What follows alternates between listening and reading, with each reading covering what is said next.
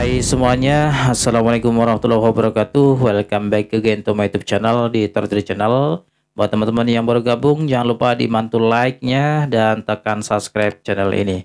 Oke, di video kali ini saya akan membahas ini penting perlu saya sampaikan supaya teman-teman juga tidak ada yang jadi korban untuk korban berikutnya gitu ya. Nah, mengapa saya selalu menyampaikan tentang ini teman-teman? Kenapa dan kenapa? Tujuannya dan tidak lain adalah untuk mengedukasi kalian agar terhindar dari penipuan. Dan terbukti kan ada yang sudah kena tipu. Inilah kenapa saya selalu mengedukasi kalian dan memberi informasi teman-teman. Yang pertama kita harus perlu ketahui teman-teman ciri-ciri penipuan dalam Pi Network. Ya, kalau Pi Networknya sendiri itu nggak nipu kita. Ya, kalau Nicholas dan tim itu nggak nipu kita. Yang nipu kita ini adalah oknum daripada pioner itu sendiri.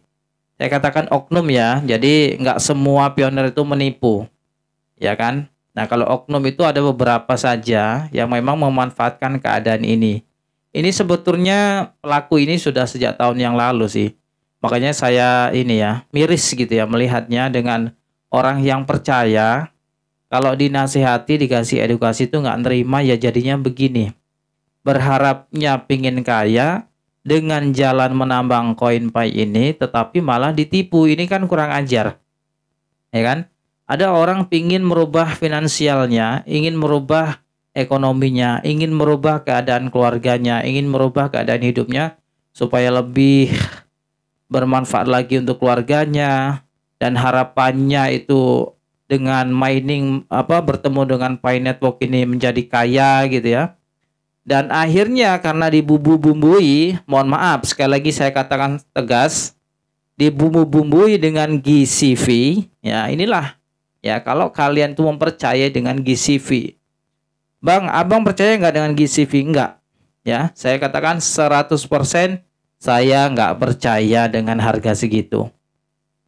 Kalaupun nanti ini teman-teman open mainnet harganya saya yakin nggak segitu. Saya tegas katakan nggak segitu. Makanya kalau teman-teman yang nonton video saya itu mining guys. Saya pioner sejati dan saya sudah lama mining Pi Network.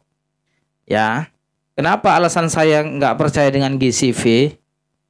Ada hal yang paling mendasar yang perlu saya sampaikan. Yang pertama terkait dengan harga itu guys ya. Kripto itu, sejarah kripto nggak ada ketika listing di bursa, ketika mainnet itu tiba-tiba harganya melonjak sampai MM-an nggak ada.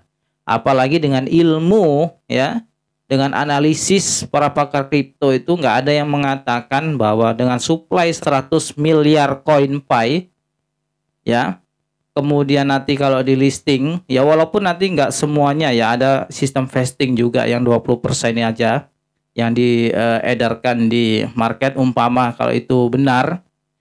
Itu pun saya juga nggak yakin guys ya. Sejarah kripto ya itu nggak ada yang seperti itu. Bitcoin yang pertama kali, acuannya Bitcoin.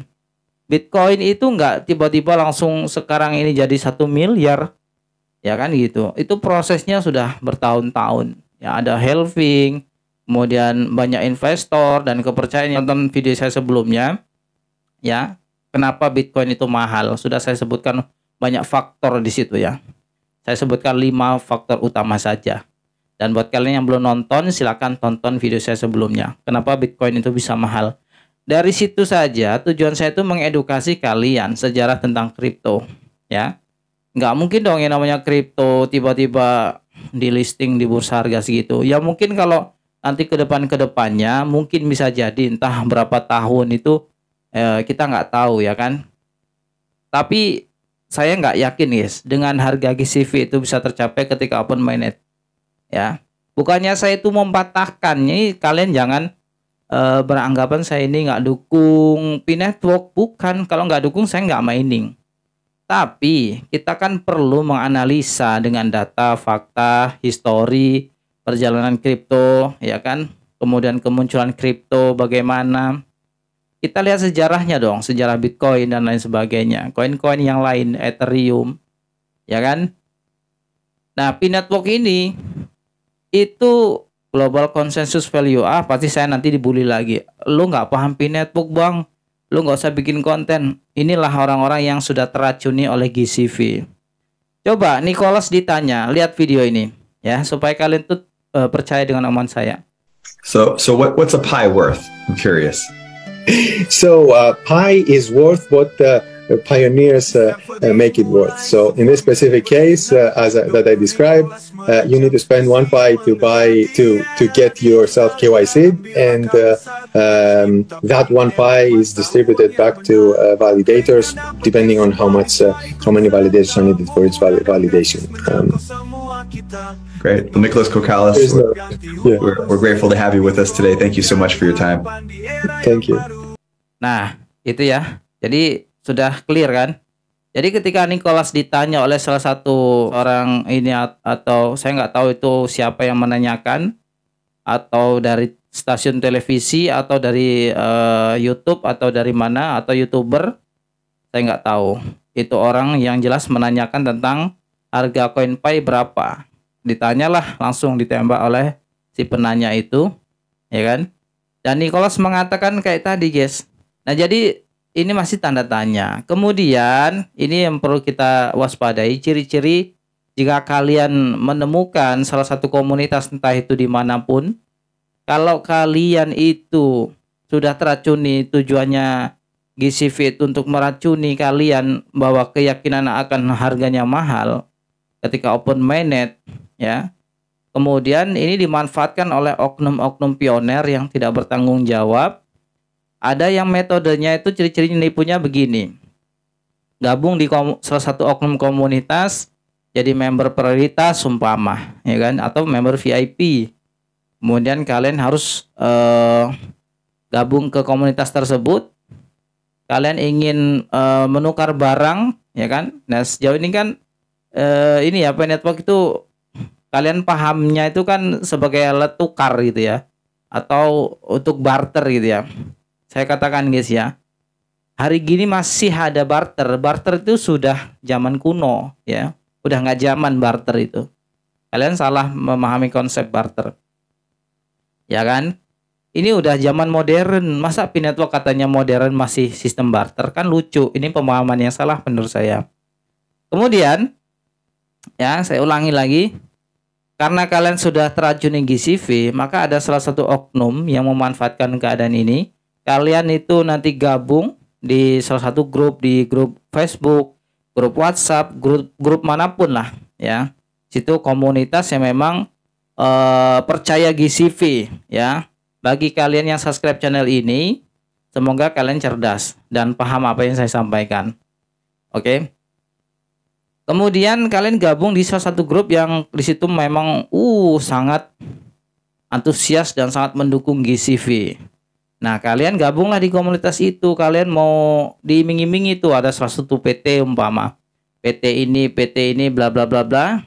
Kalian nanti gabung di situ ya. Kalau kalian ingin beli rumah, ingin beli mobil, ingin beli apapun, motor. Nah, itu kan konsepnya begitu kan. P-network ditukar rumah, P-network ditukar motor, P-network ditukar mobil. Konsepnya kan begitu. Ini berita lama guys ya. Coba lihat yang dulu-dulu itu, yang apa, pesan-pesan Pajero, Fortune itu mana, ya kan? Nggak ada kabar lagi itu PT itu ya, yang katanya sudah bekerja sama dengan P-network, mana sampai hari ini nggak ada tuh, ya kan? Kalau kalian lihat-lihat di grup-grup Facebook itu ya, P-network ditukar dengan mobil, itu bohong itu ya, itu bohong lah, nggak mungkin. P-network ini ditambah oleh ratusan orang, jutaan orang. Masa iya cuma segelintir aja? Itu kan hanya untuk kamuflase aja, buat dokumentasi saja, iming-iming lah, ya kan?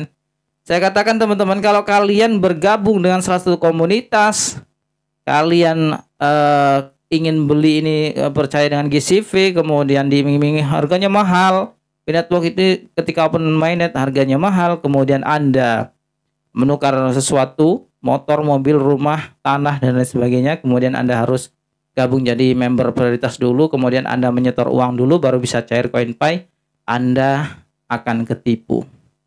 Itu penipuan ya.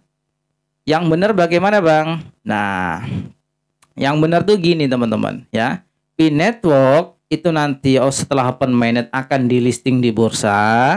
Ini sering kali saya katakan akan listing di bursa. Nanti saya dibantah lagi, Pi Network tuh nggak akan listing. Ya terserahlah, bodo amat. Tapi kalau ini teman-teman, secara jalur kripto yang benar ya, jalur kripto yang benar, open mainnet, setelah open mainnet nanti di listing di bursa ya. Kan sudah saya katakan di terms of service Pi Network sendiri ya, itu dijelaskan Anda harus meyakini, Anda percaya bahwa Pi itu sama dengan kripto yang lain, nggak beda.